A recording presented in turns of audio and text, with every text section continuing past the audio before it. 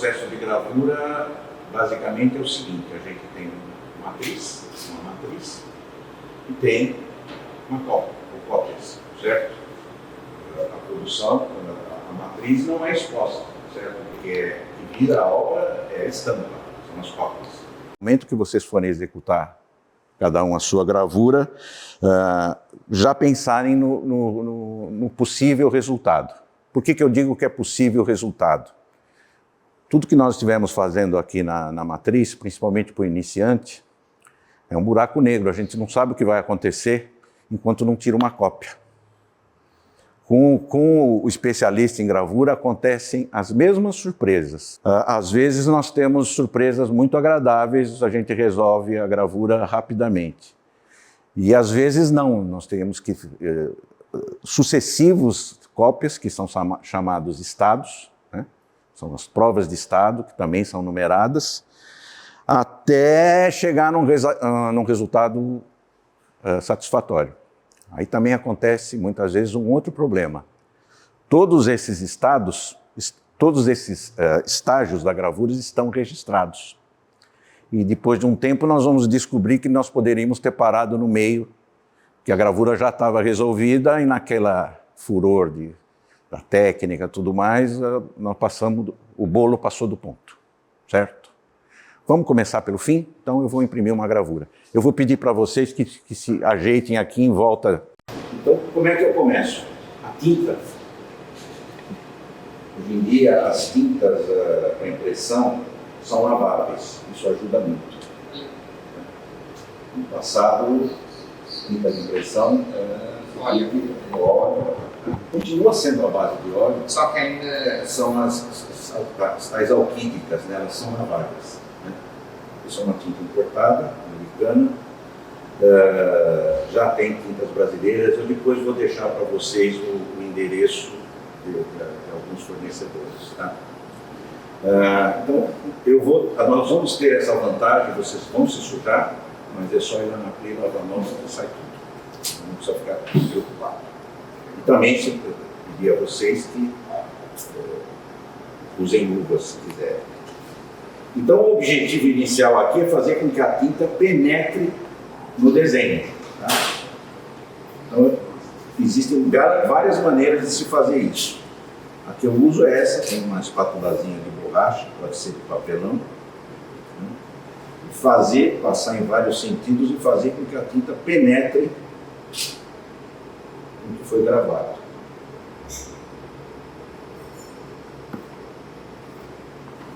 Para forçar a tinta mais ali dentro, eu vou usar um rolinho de xilogravura. Rolinho não, rolão não. É grande demais para essa chapinha minúscula. E aí que começa a sujeirada. A gente tem que tirar a tinta da superfície e deixar a tinta no suco. Tá? A primeira etapa, eu uso uma folha qualquer para dar uma primeira limpada e continuar forçando a tinta para o suco. Tá? Depois vem isso aqui. Isso aqui tem vários nomes, tarlatana, filó, tudo mais. Basicamente é um tecido cheio de furinhos. Tá? Por que a gente usa esse tecido? Porque ele vai retirando a tinta, né? Ela vai impregnando aqui nos furinhos e não entra, o pano não entra nos sucos. Estou usando a outra aqui, vocês vão ter que fazer isso, prestem atenção. Não sou eu que vou imprimir a gravura de vocês, não. Seria uma mata demais, né? Seria uma mata demais. Essa é a parte gostosa. É para aprender, né? Essa é a parte gostosa. Mão na massa, dispersar. Eu uso uma... O que era bom aqui seria folhas de lista telefônica, mas não existe mais lista telefônica, então eu estou usando papel vegetal. Também estou limpando, está saindo material aqui da superfície. E não está entrando no suco.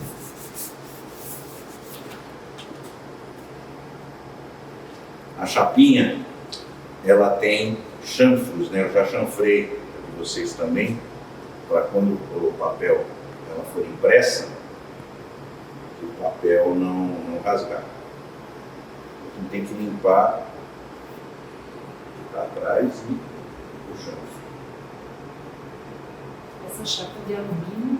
Essa chapa de alumínio, para a ponta seca, que é a técnica que nós vamos usar agora, o alumínio é bom porque ele é bem maleável, né? Molinho.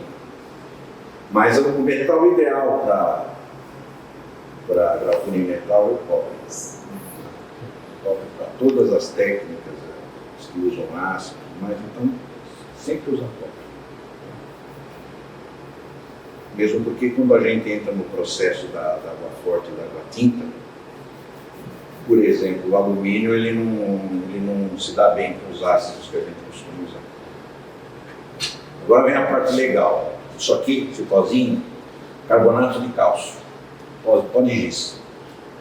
Ele é um talco, pode-se inclusive usar talco. Aqui é o que a gente chama de espalme, né? Eu vou dar o polimento final com a palma da mão. Então eu tenho que, de alguma maneira, deixar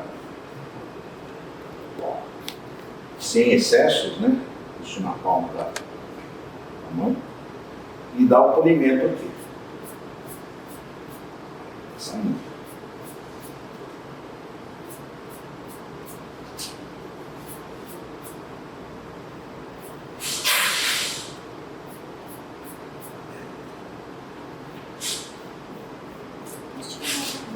Todas. Você falou que basicamente talco, né? Pode ser talco. Talco é amido, Amigo do milho. Eu nunca experimentei, mas acho que sim, porque você entendeu a função. A base de talco é muito usada no amido de milho, então... Agora, isso aqui, você vai lá na Quimidrol, isso aqui custa uma Baratíssimo. micharia. É, quer dizer, estou perguntando que eu Isso aqui... tenho em casa. Não, você entendeu?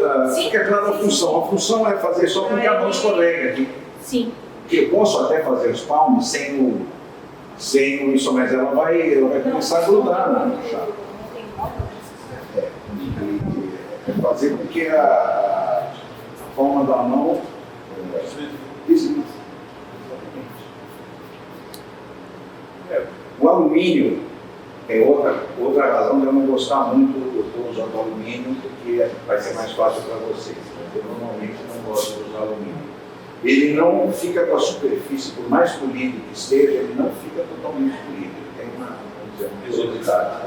Então, na hora que nós imprimimos, os brancos não vão ser exatamente brancos. Esse particularidade. É. Às vezes é desejado, às vezes não. Eu acho que não é um grande problema. Mas se o teu poética, o teu objetivo é trabalhar com brancos intensos, muitas vezes você quer que o branco penetre pelas laterais, né? Os brancos entrem, né? Pelas laterais, não vai acontecer no alumínio, porque vai ter um cinzinho em relação à branquura do papel. Então vai ter uma certa delimitação da área da gravura. Vai ser limitada sempre. Se você quiser extrapolar esse limite, né? Tem gravadores, até conheço usa mais isso. Né? De repente ele tem uma matriz larga, mas uma parte branco entra dentro da gravura. Né? É, vai fazer parecido. Ele extrapola o limite, certo? No alumínio não vai dar muito certo. Não vai dar muito certo, não vai dar certo.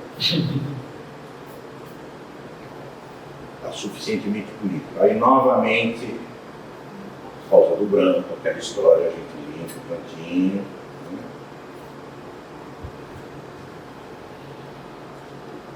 Essa prensa, bom, prensa da gravura em metal, toda a prensa, essa é uma mini prensa. Normalmente as prensas de gravura em metal são de grambolhões, né? E pesadas. Ali tem uma pouquinho maior de fabricação nacional, que já é pesada. Essa prensa aqui eu ganhei de um fabricante americano, né, que isso veio desmontado, eu ganhei de presente do meu irmão, foi A partir do momento que eu ganhei essa prensinha, que me fez, desde 2014, eu voltar a ser gravador. Fiquei em 75 e 2014 sem gravar, só como pintor. E desde então eu voltei a gravar. Eu tenho uma prensa maior, desmontada, guardada, estou usando ela também. Mas a grande vantagem dessa prensinha é que ela permite eu dar essa oficina para vocês, por exemplo, para carregar. Portabilidade. Tá? É possível comprar uma pequena assim? Né? A mais barata do nacional é aquela ali, Trident, né? Custa entre R$ 2.500 e R$ 2.600. E tem, Sim. você pode entrar no mercado. Dificilmente você vai ver uma prensa de gravura usada à venda. Não é uma coisa Porque muito... sempre tem gente E não é fácil transportar, como essa. Todas as prensas de gravura em metal basicamente têm esse design. São 2 cilindros, né? Deixa eu tirar. Agora não vai dar para eu tirar a mesa, porque ela já está ajustada. Aqui embaixo tem um cilindro igual em cima. Essa mesa está bem pressionada. Aqui nós temos uma série de feltros. O que vai acontecer? Eu vou, no momento da impressão, né? Agora eu vou falar sobre o papel, né? No momento do papel, o papel tem que ser úmido, não molhado. Tá? O que vai acontecer? Esse feltro vai pressionar o... Não posso apertar aqui. O papel vai ser pressionado contra a matriz, né? E forçar que ele entre nas granuras. Eu preciso lavar a mão eu deveria ter começado enxugando o papel e esqueci. Preciso só um minutinho, senão vai fazer a maior sujeira. Como essa tinta é legal, né? Nem precisei usar o sabonete. Não, isso é uma mudança, né? É uma grande mudança. O papel. O papel tem que ser úmido, não molhado. Ele está dentro dessa bacia para ficar bem molinho. Mas eu tenho que secar ele. Se eu colocar esse papel desse jeito ali, principalmente com as tintas à base d'água, vai borrar tudo. Migra, né? Borrar tudo. Esse é o problema das tintas à base d'água, laváveis. Não é só vantagem. Não é só vantagem. Você tem que deixar o papel não sequinho, ele tem que estar úmido, não molhado. Esse papel é um papel para prova de estado, um papel baratinho. Isso é um papel com Canson 40 gramas. O papel ideal para gravura, o melhor papel é o Hanemil, papel alemão, 300 gramas é grossão. Não é caro, não é barato. Qualidade de preço.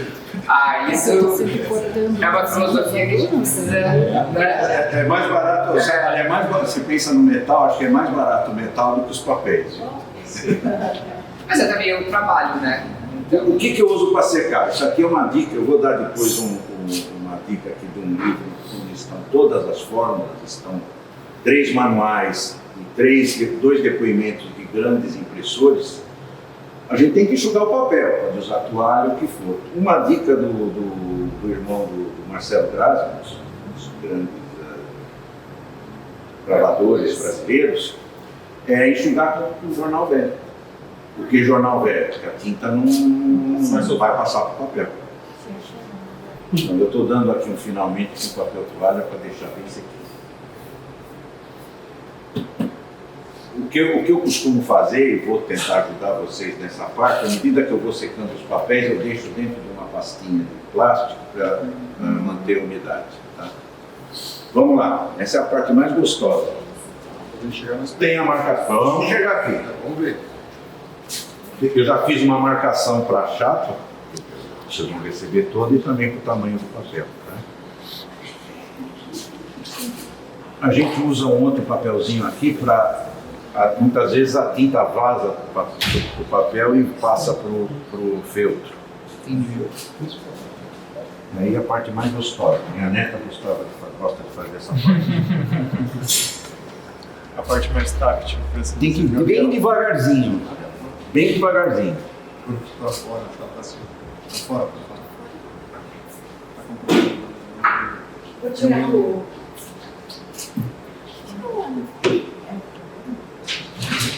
Eu gosto de fazer a ida e a volta. Não é o ideal, porque quanto mais você imprime, mais desgaste vai ter a chapa. Você gosta mesmo de velejar, né? Não, também tem um problema que essa prensinha, você não pode dar uma pressão exagerada. Então, nela é necessário. E também, essa parte gostosa. Você não deixa eu brincar com o Leme aqui?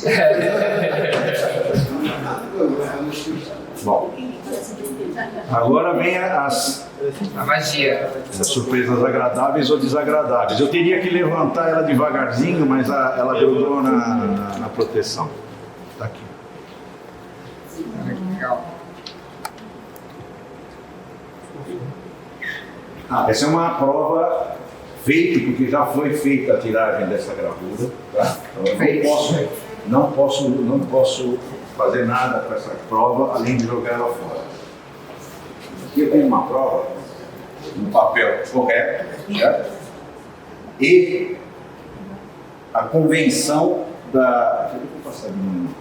a convenção, a assinatura do lado direito, e aqui do lado esquerdo tem um número aqui, 4/10. O que significa isso? Eu tirei 10 cópias dessa gravura e essa é a número 4.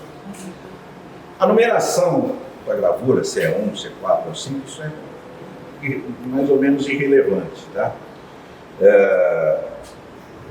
Isso dá o valor à gravura porque eu assinei, certo? E estou dizendo que só existem 10 cópias dessa gravura, fora o que a gente chama de prova do artista, que são as primeiras provas. Num esquema mais profissional, não existe só o gravador, existe a figura do impressor, que são normalmente muito mais capacitados do que o próprio gravador, no caso, por exemplo, do Monte Grasmo. Então, as primeiras provas, a prova que o artista faz para definir que está pronto, ele assina com uma freagem. Qual é a vantagem da gravura? A gravura popularizou, né? Principalmente historicamente. Né? No início, o gravador não era exatamente o artista.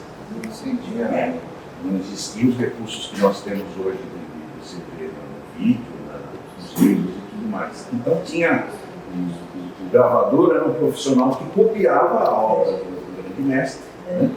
E tirava N cópias e isso era divulgado. O que eu vou apresentar agora, eu não tenho essa preocupação, não estou com essa preocupação de contar a história da gravura. Isso fica para um outro momento. Né? Eu vou apresentar 3 videozinhos. O primeiro deles foi um vídeo que eu fiz com o celular e tudo mais, executando a gravura que está aqui atrás. Tá? Porque outra coisa, a gente pode usar os 2 lados da chapa. Tá? Só dar o polimento, né? E desbastar os cantinhos. O segundo e terceiro vídeo são vídeos que eu capturei do YouTube. Existe hoje muito, vocês podem pesquisar, tem muita coisa.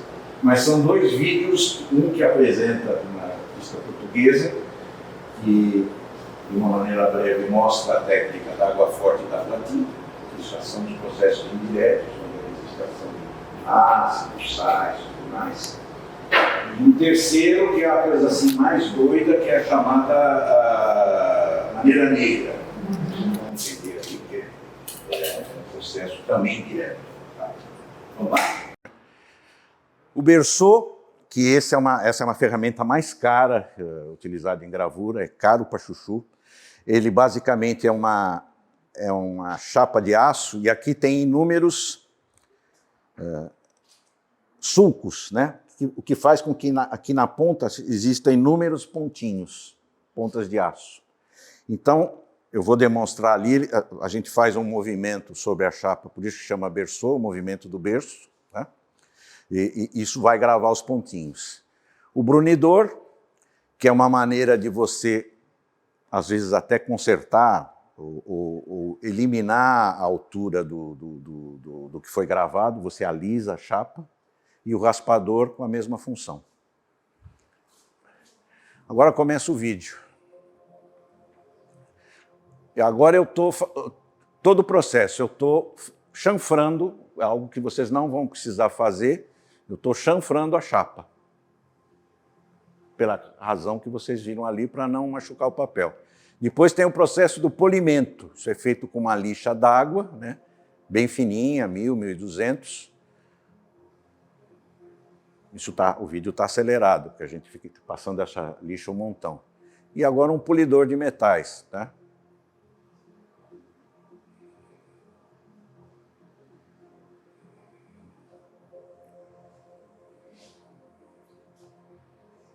Dá uma brecadinha agora. Agora é o seguinte, aí é o momento o início da gravação. Primeiro aqui tem esse elemento aqui, ó. No ateliê de gravura, é aconselhável você ter um papel vegetal, você ter uma luz, né? E um elemento, exemplo, um papel vegetal, filtrando essa luz para que não aconteçam muitos reflexos na chapa, porque um dos problemas que vocês vão sentir no momento que vocês estiverem gravando é o reflexo da chapa. A gente não vai... Gravura é muito diferente do desenho e da pintura. A gente está... a ação não é direta. Nós estamos gravando um caminho para o final, que é a cópia. Tá? E o reflexo, a luz que é refletida, incomoda a percepção do que está acontecendo. Então, essa é uma maneira de filtrar a luz. No caso aqui, nesse vídeo, eu estou com a luz, para poder ter luz suficiente para o vídeo, eu estou com a luz do ateliê acesa. Mas, normalmente, a luz fica mais fraquinha, filtrada por esse elemento. Tá? Eu vou dar a opção para vocês primeiro fazerem um estudo, certo? Então vai ter papel, né? O papel para fazer a transferência, que é o papel carbono. Uma coisa que a gente tem que prestar atenção na gravura é que a cópia vai ser o inverso do que a gente gravou. Então, se, por exemplo, vocês escreverem qualquer coisa na chapa, tem que ser de trás para diante, porque a cópia vai ser o espelho da matriz. Tá? Então, aqui no caso, eu fiz um estudo, certo? Espelhei esse estudo, utilizando o carbono para a parte de trás, e agora eu estou transferindo para a chapa. Tá? Isso... Vocês podem, se não sentirem necessidade disso, vocês podem partir diretamente para a gravação. Tá? Eu estou transferindo o desenho para a chapa.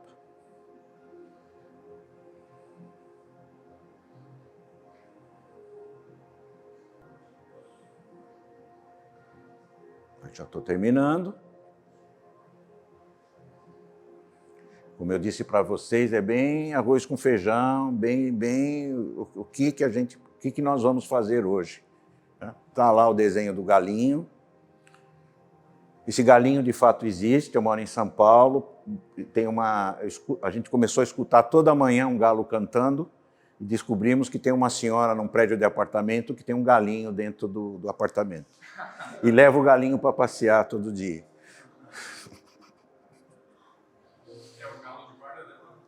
Sei lá, não sei se tem uma coleirinha, tudo mais. Foi duro descobrir onde é que estava esse galinho, esse galo. Agora eu estou gravando, né? Que é o que vocês vão fazer. Eu estou gravando com a ponta de aço. Para vocês fazerem planos, dá um break, faz favor. É o processo da achura, né? Quem já desenhou com bico de pena, tudo mais, para vocês conseguirem variações em planos de cinzas, tudo mais, vocês vão ter que fazer achuras, né? Cruzar linhas, né? Ou encostar as linhas para sugerir planos, porque o tempo inteiro vocês vão trabalhar só com linhas, né? Que é o que a ponta seca permite ser feito, mandar. Tá, agora eu vou usar o buril. Vocês não vão usar isso, não trouxe o buril. Que é a técnica que o Dürer gostava. Ela é uma ferramenta que ela se encaixa na palma da mão e você basicamente ela vai abrindo um sulco, uma vala, né, mais profunda do que a ponta seca. Outra característica da ponta seca é que ela rasga o metal. Então isso dá um efeito. O buril ele já tem um efeito diferente. faz um suco sem essas arestas provocadas pela ponta seca. Mas é mais difícil usar. Mais difícil. Na realidade, para usar o buril, dá uma paradinha, faz favor, porque eu vou parar já. Para usar o buril, o certo é você usar uma base que gire. Porque para usar bem o buril, o movimento tem que ser mais da chapa e menos da ferramenta. Tá? Então, existem plataformas, suportes que permitem, que prendem a chapa e permitem que você vá girando o buril. Joalheiros fazem bastante Para gravação, eles têm toda uma traquitana que o negócio prende ali e os caras vão virando. Vocês entram no YouTube, bota ali gravação com buril, vai passar principalmente joalheiros utilizando. Muito couro também. Isso é tudo material que parece as ferramentas do couro. Lembra um pouco. É que o couro você vai amassando, né? No metal você suca, né? Tem os frisadores e tal. Tá vendo? Ele está abrindo um suco, vai levantando um rolinho. Agora a roleta, que basicamente é uma carretilha, né? E ela vai marcar uma série de pontinhos. Ela cria um plano, tá? Ela cria uma textura de... Você passando várias vezes, você pode chegar até no preto, tá? Superpondo. Tá? Isso. Agora o famoso berceau.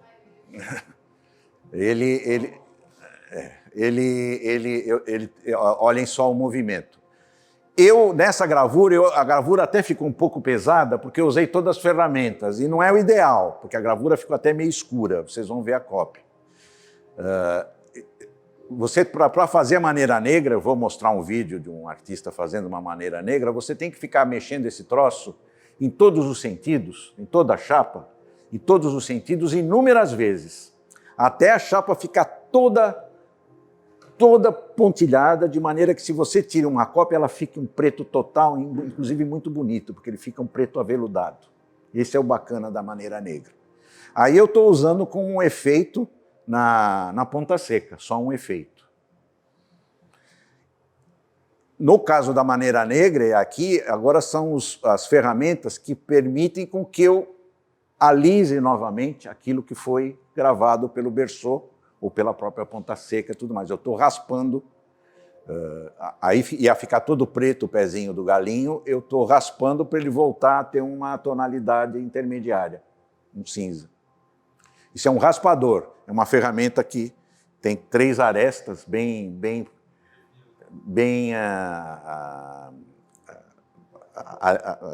polidas, né? De maneira que ela rase, que ela limpe, que ela retire aquilo que foi gravado e alise novamente a chapa. Aí, no caso, eu estou usando a lente de aumento porque isso precisa, nesse momento. Porque, primeiro que eu já tenho 70 anos, não enxergo direito mesmo com óculos, né? E agora é o brunidor que esse dá aquele alisamento final, tá? Para gravura em metal, como normalmente se trabalha com dimensões pequenas, há momentos que você tem que usar. Uma outra ferramenta necessária é lente de aumento. Agora eu vou repetir, para ficar bem gravado para vocês, o que nós fizemos agora há pouco. O que eu disse e o que eu não fiz hoje. Eu esquentei a chapa, tá? O meu aquecedor, assim, ele tem uma tecnologia muito moderna, que é um ferro elétrico virado ao contrário. Eu não pude trazer porque ele é 110 volts. Muito bom. Mas tem aquecedores no mercado. Não precisa roubar o ferro elétrico da mamãe, viu? Não pode.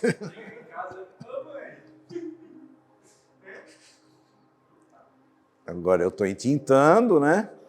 Só que aí estou tentando abreviar ao máximo, né? Não teve aquela etapa que eu limpei com o jornal, agora eu estou passando um rolinho, né? Aí eu estou usando um mais discreto do que aquele que eu usei aqui. De que material que é o... Borracha. Borracha. Esse rolinho, ele tem uma borracha que é muito interessante, é bem molinho e ele fica meio grudento, né? Eu não sei por quê. Normalmente eu utilizo ele porque as gravuras são de pequeno tamanho. Ele está aí também, mas aquele outro lá, para hoje, ele é mais jeitoso. A limpeza com o paninho, com o filó.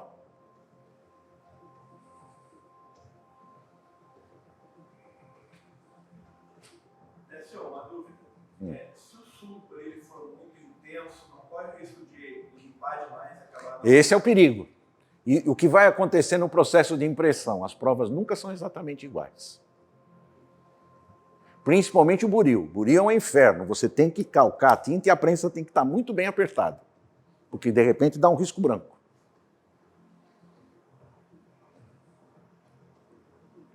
Essa prensinha ela é muito boa, mas quando eu tenho que, por exemplo, imprimir buril, com ela já não é muito bom, porque eu não posso dar uma pressão exagerada. Esse tipo de prensa é mais ideal para você. Quê? Esse tipo de prensa com menos pressão é boa para você onde o fundo é mais raso. E normalmente o que eu gosto de fazer é água forte, água tinta, que nós vamos ver no próximo vídeo, os sucos não são... Podem até ser mais profundos, mas não tem arestas, então a tinta penetra com mais facilidade. Ele está em cima, vocês estão vendo aí atrás, ele está em cima da mãezinha dela, que é uma prensa maior aqui. Essa prensa tem 100 anos, a grandona. Não é grandona. Prensa grandona vai ter no próximo vídeo, aquela é grandona. Essa outra tem 45 centímetros de cilindro, né? Tá vendo? Vocês estão vendo aqui a estrutura da outra prensa e o cilindro. Agora vai aparecer mais, né? É impossível trazer essa prensa, ela é pesadíssima e não é uma prensa grande. Os cilindros têm que ser, o ideal é que os cilindros das prensas sejam maciços. Isso para não haver deformação. Isso torna a prensa muito pesada.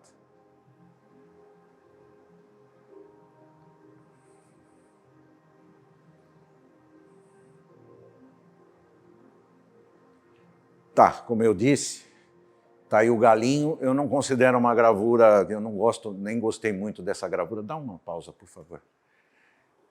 O que está claro aqui são as diferentes técnicas. Então, aqui embaixo vocês podem perceber esse preto intenso, certo? Que foi pelo Berceau, embora eu não tenha passado o número de vezes suficiente.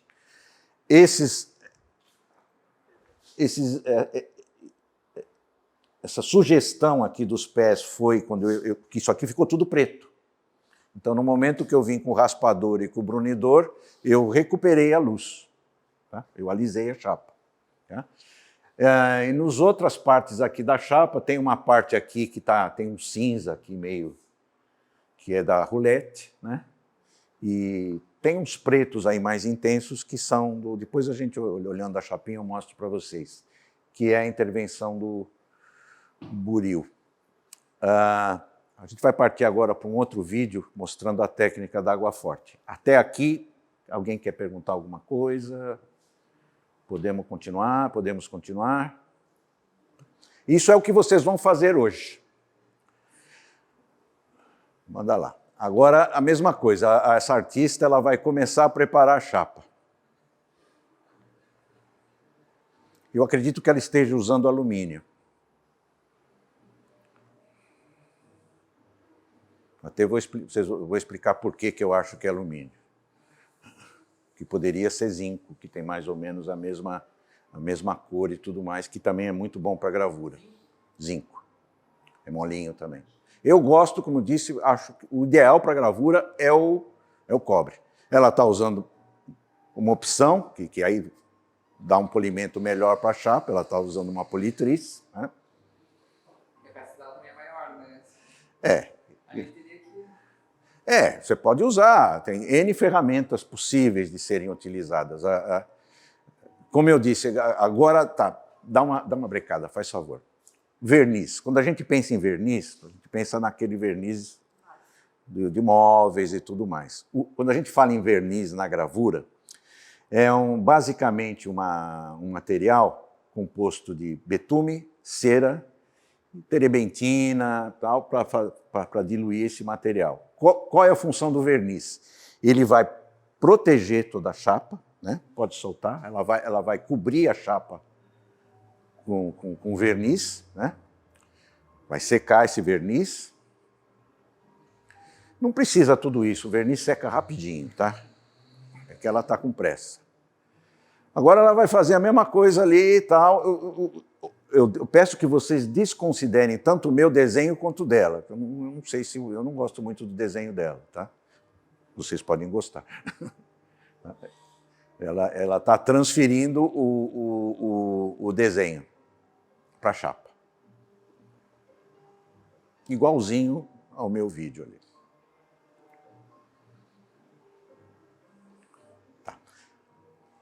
Agora ela está desenhando, diferentemente do processo da ponta seca, que a gente tem que pressionar com força, tal, aqui ela está desenhando com estilete, ela não precisa forçar. Ela está simplesmente tirando, onde ela quer que aconteça a gravação, ela está tirando o verniz. O verniz. O verniz, ela não precisa sulcar a chapa, porque vai haver um processo químico na sequência, tá? que é a água forte. Tanto que ela não está usando a ponta seca. Ela está usando um estilete. Normalmente a gente usa a ponta seca mesmo. Agora ela está indo para o banho químico. Eu ouvi isso aí, eu achei que era ácido nítrico, que é forte para burro, mas a mulher botou o mãozão lá dentro. Dá uma brecada. O alumínio não se dá bem com alguns ácidos. Então é sulfato de cobre mais sal. Isso eu descobri depois. Que se a gente utilizar o que a gente utiliza normalmente no cobre, o banho químico, ideal é com percloreto de ferro, que é um sal. Ele é marronzinho, mancha para burro, precisa tomar um cuidado danado, mas não é agressivo, né? Não queima. Tá? A vantagem do percloreto de ferro é que ele provoca uma talha reta, não estoura o verniz. Se nós utilizarmos um outro ácido, que também é bem utilizado, um ácido nítrico, que é muito mais forte, que eu achei até o que a mulher estava usando aqui, ele é mais agressivo e ele até, se ficar mais tempo, ele ataca o verniz, ele abre a talha. Tá? Não mostrou aqui, certo? Mas antes dela jogar a matriz no elemento que vai atacar o metal, você tem que proteger o verso, senão vai atacar o verso. Antigamente o pessoal usava um verniz mais simples, tipo goma laca, né? que é a goma laca dissolvida em álcool e tal, mas hoje em dia é muito simples, a gente bota um papel contact atrás. Tá? Você gruda um papel contact, né? Limpa a aresta, tal, ele vai proteger o verso. Tá? Porque senão o ácido vai atacar toda a parte de trás, né? Vai contaminar o próprio ácido e vai estragar a chapa, vai diminuir a altura da chapa. Ela está medindo a profundidade, né? Porque quanto mais tempo você deixar no banho químico, mais profunda vai ser a talha. Aí é que entra toda aquela coisa que a gente não sabe exatamente o que está acontecendo até tirar uma prova. Né?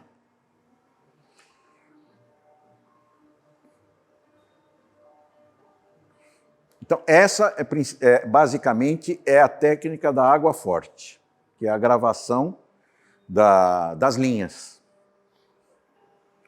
Agora, para um pouquinho. Agora, outra coisa maluca. É a água-tinta. O que é a água-tinta? É o processo no qual nós gravamos planos. Não tem intervenção, não é Ashura. É um método no qual a gente pode gravar um plano inteiro, chapado. Para isso, a gente precisa dessa tranqueira aí, que é chamada... como é que é o nome disso? Daqui a pouco eu lembro. Aí existe breu em pó, né? E vai haver um movimento que vai levantar um pó aí dentro, tá? Pode tocar que aí vai mostrar ela. Tá vendo? Isso aí vai girar, né? Ela está fazendo o pozinho girar ali, ela vira, vai ter uma nuvem lá, caixa de breu chama isso aí, tá? Olha o pó que sai dali. Tem um cheiro bom, tá? Coloca a chapa lá dentro, deixa um tempo, o que vai acontecer? Vai aparecer uma camada uniforme desse breu, né? Que basicamente é uma resina. Só que se você soprar, o breu vai voar. Então o que precisa? Você precisa vir com calor embaixo para esses pontinhos todos do breu aderirem à chapa. Gravura em metal não é para... Não é... Você precisa de muitas traquitanas, não é para fracos, é para os fortes. Mas não é complicado não. Eu, por exemplo, nessa parte aí, eu não uso esse bruta maçarico que essa mulher está usando. Eu boto lá no meu ferrinho elétrico e tal, acabou. Né? O que ela está fazendo agora? Ela está aplicando um verniz. Pode até deixar rodar um pouquinho para desaparecer a legenda. Tá, pode parar. Ela está pintando os brancos. É como na Chilo. Ela está desenhando o branco. Tudo que ela quer que fique branco, ela está cobrindo. Porque isso vai para o ácido de novo. Ali nós temos aqueles inúmeros pontinhos, né, do breu, e o ácido vai atacar aqueles pontinhos e vai formar planos. Tá? Toca. E na sequência, você vai colocar primeiro o que você quer branco. Você bota lá de novo, ela vai pôr de novo lá no ácido, né? Deixar um tempo, e aí é que tem toda uma série de testes. De acordo com o tempo que você deixa, você vai ter gradações de cinza. Né? Então, tipo, se eu deixar lá, no caso do percloreto, se eu deixar lá 10 segundos, já dá um cinza clarinho. Isso a gente tem que montar uma escala, a gente vai aprendendo o tempo de cada material. E aí, sucessivamente, nós vamos cobrindo a chapa de acordo com o tom que a gente quer de cinza. Vai protegendo cada tom. Por isso, gravura não é que nem pintura, você tem que planejar, não tem jeito. Você tem que imaginar o que vai acontecer. Ou já ter experiências para saber planejar o que vai acontecer. A prensa dela, que bacana.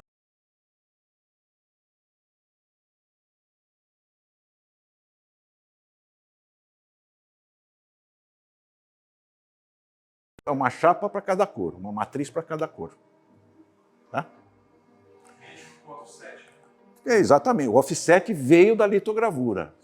Ele é filho da litogravura, que é um processo tradicional da gravura. Mas o legal da gravura mesmo, o tesão da gravura é o preto e branco e os cinzas. Tá? Pelo menos eu acho assim.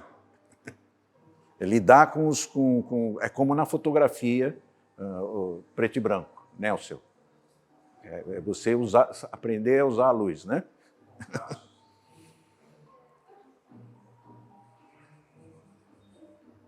Ela está dando um reforço de tinta. Vai ficar assim, mais ou menos.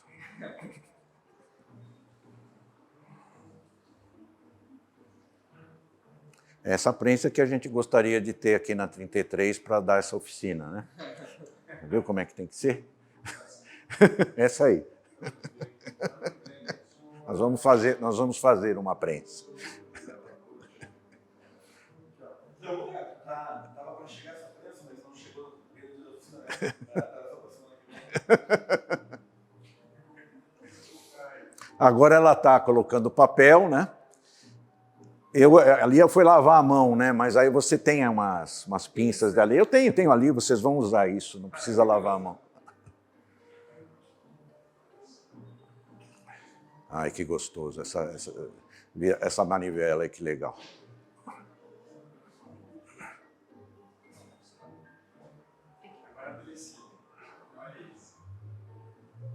Ali não aconteceu, porque o legal é você tem que levantar devagarzinho, é que grudou Então, aí deu certo a coisa de isolar alguma cor, porque a gravura que ela pensou permitiu isolar somente a bochechinha ali, a cor. E vocês percebam que na bochechinha ali foi um tom de cinza clarinho, né? Foi pouco tempo. É.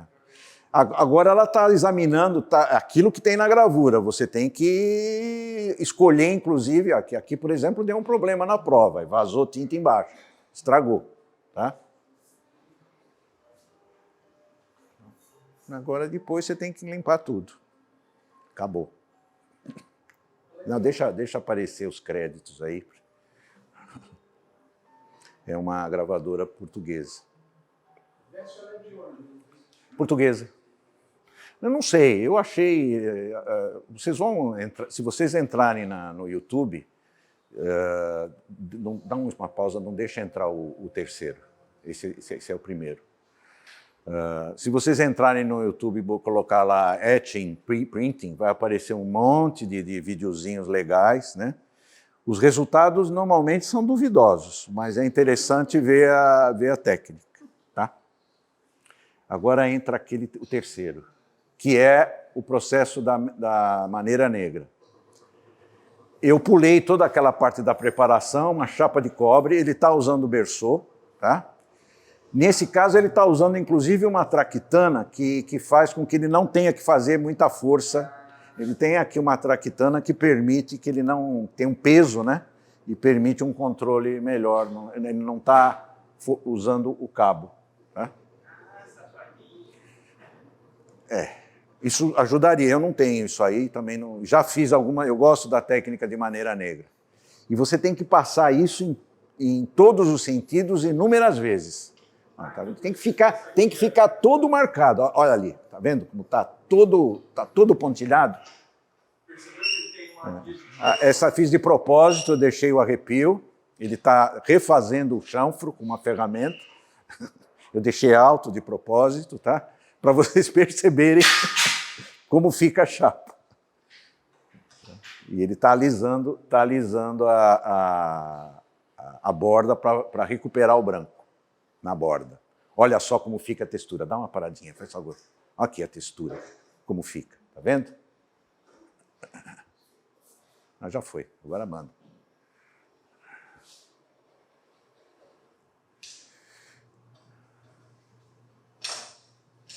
Agora ele está começando a... Se eu tirar uma cópia naquele estado, vai ficar um preto aveludado. Tá? Ele está começando a desenhar o branco. Ele está raspando onde ele quer as graduações de cinzas e brancos. Primeiro com o raspador, que é aquela ferramenta triangular com arestas bem polidas, né? Afiadas.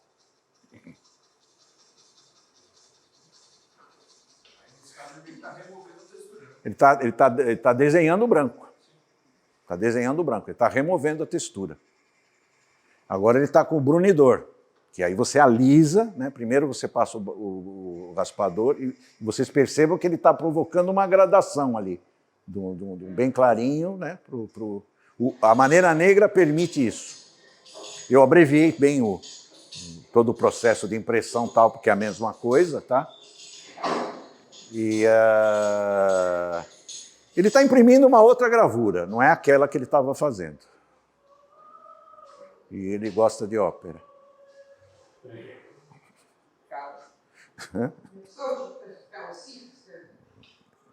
E a mulher dele acho que deve estar fazendo o vídeo. A maneira negra, tem uns malucos que fazem maneiras negras assim, quase que fotográficas, ela permite isso. Né? O Décio, um artista no Brasil hoje é o Mori, né? O Mori Figueiredo. Maneira negra. Trabalha com maneira negra.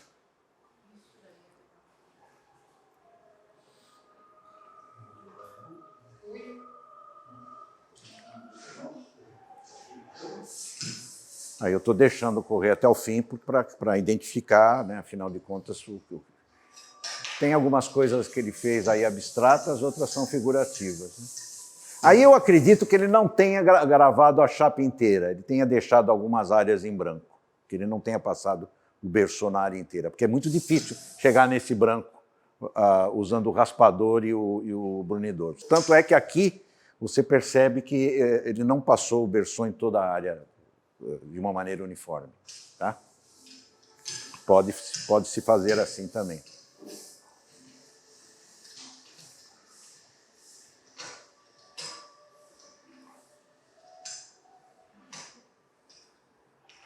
Tá.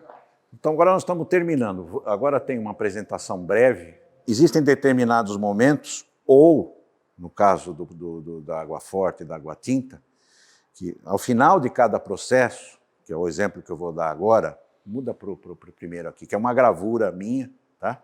E ela foi resolvida muito rapidamente, só em 3 estados. É muito difícil acontecer isso. Aqui é uma água forte. Então houve aquele processo da aplicação do verniz e eu fiz o desenho, tá? E imprimi. Tá? Imprimi, esse é a primeira prova de estado. A gravura chama casinha, é o primeiro estágio, tá? É a porta lá de casa. Segundo estágio, água tinta. Então teve aquele processo do breu, tudo mais. A minha caixa de breu é desse tamanhinho assim. Não tem aquele negócio de virar. Ela tem uma portinha, eu boto o breu lá dentro, chacoalho e ponho a chapinha dentro, tá resolvido. Isso eu aprendi com um gravador, o cara que fabrica essa prensinha, ele tem inúmeros vídeos, ele pegou uma lata de óleo, lata de tinta grande, abriu um buraquinho, né, bota o breu lá, tampa com uma fita crepe, balança o negócio lá, abre a fita crepe, bota a chapinha, tira, é uma caixa de breu, uma chapinha pequena. A caixa de breu da moça lá já permite você utilizar, que é o ideal, porque você tem um melhor controle e tudo mais do pozinho. Vocês podem perceber que ali estava muito... Volta o anterior. Que as superfícies estão uniformes, né? E tem uma gradação de cinza. Então teve o primeiro momento que eu pintei, cobri com verniz o branco, um cinza claro e um cinza mais escuro. Não lembro se houve outros cinzas aí. Aí na etapa seguinte, que no caso foi a final, eu fui com o brunidor e com o raspador e fiz uma gradação, principalmente nesse cinza da árvore. Volta para o anterior, faz favor. Ali na árvore, estão vendo? Ficou muito chapado, né? Para o seguinte, eu dei um volume nesse cinza, tá? Usando o brunidor e o raspador. E foi considerada pronta. Esse foi um raro momento de eu conseguir fazer uma gravura só em 3 estágios. Existem... cheguei a fazer gravura com 10, 15 estágios, né? Inclusive com aquela coisa de que percebi depois no fim que eu poderia ter parado na metade do processo. Fica registrada a bobagem, né? Isso acontece. Aqui tem os retoques do brunidor. Aí a parte histórica, né? Algumas gravuras de alguns gravadores importantes. Isso é uma ponta seca do Dürer, né? Do Rembrandt. O Rembrandt passou a dar um status à gravura de obra de arte, de fato, tá? E com assinatura. E uma coisa um pouco mais moderna, né? não contemporânea, um Picasso, uma ponta seca. A do Rembrandt também era uma ponta seca. Isso é um buril do Dürer, tá? Tudo isso são escavado com buril, pontinhos e tudo mais. Uma água forte do Rembrandt e água tinta. Uma água forte e água tinta. Então vocês percebam que tem a parte de desenho, de traço, e tem a parte de planos, né?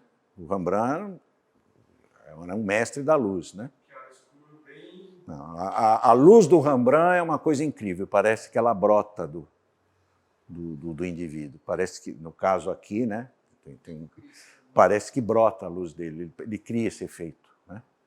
Não é uma questão de religiosidade, é a manipulação da luz que ele, mesmo na pintura, então, ele era um grande mestre. Eu vi algumas dessas gravuras que estavam expostas no Tomiotaki, que teve uma exposição só. Eu vi essa exposição. Eu sei que você esteve lá, porque eu vi, mas eu tive antes de você. E aí, por que fica um aspecto amarronzado? Essa tinta era preta, passado. mas isso tem a deterioração da É isso, tinta, sim, mas provavelmente. isso era preto.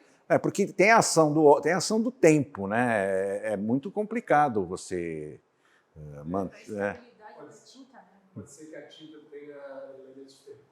Oxidou. Sim, há um processo de oxidação, inclusive na tinta a óleo e tudo mais, a tinta se O transforma. branco fica às vezes até... E você pode restaurar um papel não é muito difícil, você dá banhos químicos e tudo mais para recuperar o papel, mas a intensidade da tinta não dá. Tá? Agora, tem um outro aspecto, pode ser que ele tenha, não é o caso do Rembrandt, mas normalmente a gente não trabalha com preto puro. Aqui no caso eu estou só com a tinta preta, mas normalmente eu boto um pouco de azul na tinta para ela ficar mais intensa. Isso é um truque de pintor, não sei aqui quem é pintor. Normalmente a gente, e também um truque de pessoal que trabalha com artes gráficas. Tem um troço em artes gráficas que se chama preto calçado. Você bota 100 preto, 40 magenta e 40 cian, mais ou menos, semic. Mas na pintura eu acho legal, muitas vezes, você fazer o preto sem a tinta preta. Aí você vai com um azul da Prússia, um azul intenso, um magenta, tudo mais, um vermelho intenso, até ficar um preto mais preto. Quem era mestre, que até existe uma brincadeira, que o Rembrandt era o mestre dos pretos, ele tem inúmeros pretos, né? Pretos diferentes. E o mestre da luz, segundo o Argan, né, que é um grande teórico da arte, o mestre da luz era o Turner, William Turner. Tá? Agora entrei por aquela outra, a principal paixão minha, que é a pintura. A minha. Vamos em frente. Piranesi, você viu, tinha lá, que tem aquelas séries das prisões, que é só água forte do Piranesi, são imensas. Outro grande mestre da água forte e da água tinta, o Goya, essa série dos caprichos, né?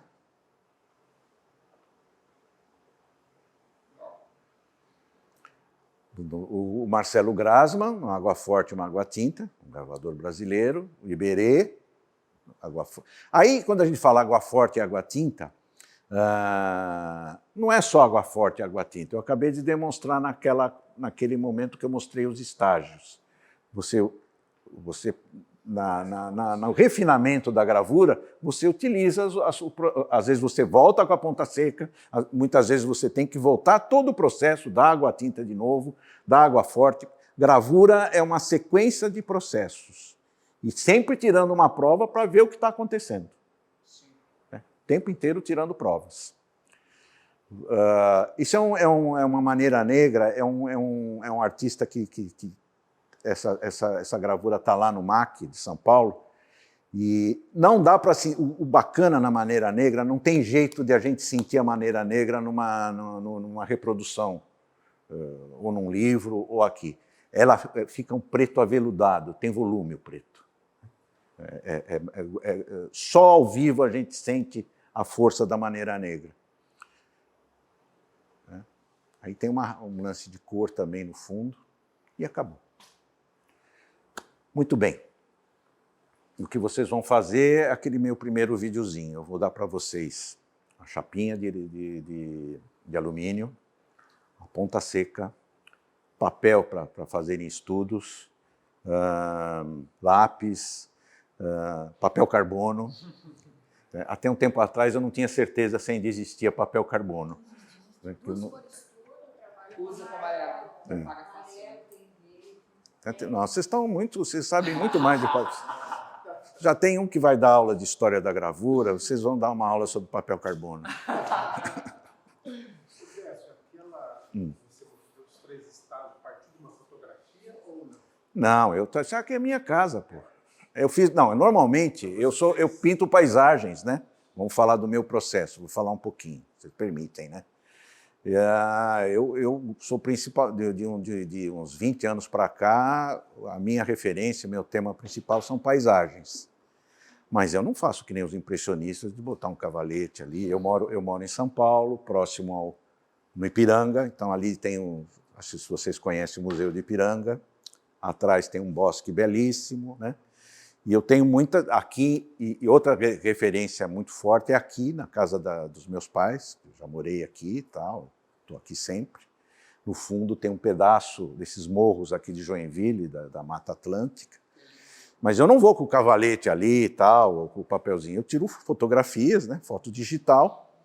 Aí eu abro isso no meu computador, eu brinco, eu penetro na fotografia utilizando aplicativos, Photoshop e tudo mais, faço seleção, tudo mais, e a minha janela passa a ser a tela do meu computador. O meu ateliê está ali, né? E a referência, no caso, eu tirei uma foto da minha... Mesmo porque se eu fosse abrir o cavalete ali, eu ia ser atropelado por um ônibus que passa ali toda hora. A gente vê perfeitamente a digital.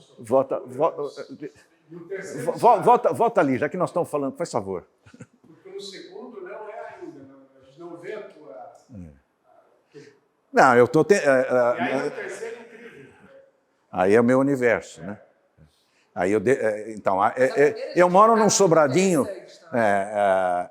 O meu universo do paulista é um pouco diferente de vocês, certo? Os espaços não são tão grandes. Eu tenho uma inveja danada de vocês. Eu moro num sobradinho geminado, sabe o que é geminado? É um grudado no outro. Não tem recuo, né? Nessa janela aqui do lado esquerdo está meu ateliê. Essa porta você entra na minha sala, que é meu ateliê. Tá? Aqui na frente, do outro lado da rua, tem um ponto de ônibus. Tem ônibus que são duplos, tudo mais, que parecem um trem, que fazem, inclusive, a casa trepidar. Tá? A janela em cima. Mas a gente já acostumou. E do lado aqui tem um salão de beleza. Então fica aquela mulherada o tempo inteiro falando. Então eu escuto músico o dia inteiro. Esse é meu universo. Essa árvore não existe mais. Ela tem a cupim e tal, derrubaram, agora tem um IP que já está começando a ficar grandinho na frente. Então, fala. O meu processo, volta à foto anterior. Isso não é a cara do Décio. Agora vai para a luz. Não, a primeira, a última. Eu estou desenhando a luz. Incrível. E é um acerto de luz aí, né? Mas aí deu certo rapidinho. Agora, muitas vezes é uma guerra danada, porque você entra com esses processos químicos e tudo mais, e como eu disse a vocês, eu voltei a ser gravadora em 2014, há 9 anos atrás, certo? E o meu processo é muito empírico, certo? Não é uma coisa assim... Tem jeito de você fazer escalas de cinzas, imprimir. Até tentei fazer isso, mas não deu muito certo. Então eu vou lá, eu tenho uma ideia de tempo que eu tenho que deixar no ácido e tudo mais, mas até chegar naquilo que tem a ver com o meu universo, o problema todo, a encrenca toda é a tua poética. Aquilo que você quer chegar. Né? Não, e aí você começa a ficar exigente, caramba, eu estou há 50 anos metido nessa encrenca, eu tenho... Eu acho que sei onde eu quero chegar. Né? No começo, a primeira gravura que eu fiz, eu achei uma maravilha, uma porcaria, que eu nem... Né? Eu considero uma porcaria. A seguinte, logo em seguida, tem uma outra que deu certo, foi legal. Né? Até hoje eu acho bacana. Mas no início é um processo de descoberta, você está descobrindo a técnica e está se descobrindo. Né? Que é muito bom. Agora, eu acho que eu já me descobri, não estou exatamente ainda satisfeito. E o ideal é que eu não fique satisfeito nunca, que nós não... Né? Que esse ateliê não é um lugar de divertimento, é um lugar de sofrimento. Tá? Tenham isso em mente. Tá? Sofrimento. Tá? É divertido, tem momentos assim, né? Mas nós começamos a ficar muito exigentes, né? E isso é muito bom. Mas não é alegria, é sofrimento. Muitas vezes, no final, há breves alegrias, mas aí tem a seguinte e começa tudo de novo. A Feigerman. E o processo da gravura, ele é instigante justamente por isso. Na pintura, o teu impulso, né, principalmente no meu caso, que é uma coisa mais expressionista, tudo mais, né, você tal, a tua ação imediatamente é registrada e visualizada. Na gravura, não. É um processo mental, racional. Né? E você não sabe, você está no escuro. Quer dizer, aí você tira a prova. Tu dá uma claridade, né? E às vezes dá uma escuridão danada. E aí você tem que consertar, você tem que resolver aquela escuridão. Então, eu tenho gravuras, pinturinha desse tamanho de eu fazer em 1, 2 horas e gravuras de eu ficar dias numa porcariazinha desse tamanho. Né? Porcariazinha é modo de dizer, mas uma chapinha, uma peça pequena. Tá? Ser imediatista. Né? Não dá para ser imediatista. Não, é racional. Né? É um processo mais de executar, olhar, analisar, coisa que na pintura você é mais imediato, a ação e a reação. Vamos trabalhar? Bom, gente, hoje eu vou falar um pouco sobre a experiência que hoje nós tivemos aqui na Galeria 33, na qual eu apresentei uma oficina sobre uma introdução às técnicas da gravura em metal, também conhecida como calcografia. A técnica da gravura em metal, ou calcografia, tem inúmeros procedimentos. Né?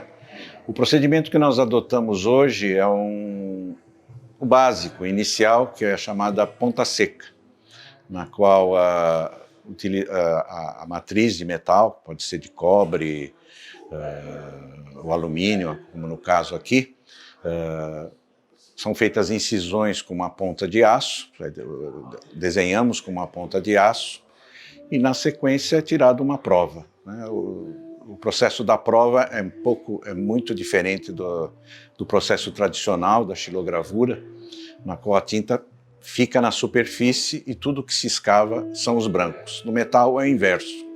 Tudo que se escava ou se desenha com a ponta de aço no metal é o que é impresso. E aí tem um procedimento até com bastantes etapas, né? Difícil de descrever verbalmente, só visualmente. E a experiência de hoje foi uma oficina de dois períodos. No primeiro período foi demonstrado a parte final, como é feita a impressão, para que os participantes percebessem como que seria o procedimento na segunda parte da oficina, na qual foi fornecido o material necessário, metal, ferramentas, tudo mais, tintas, papéis, para que cada um executasse uma gravura. Também foi apresentada uma parte teórica, onde foi descrito os outros procedimentos básicos da gravura em metal, água forte, água tinta e por aí vai. Em resumo, a tentativa hoje foi de introduzir e fazer com que as pessoas participantes tivessem um primeiro contato com a técnica, que requer assim, mais oficinas, mais dias.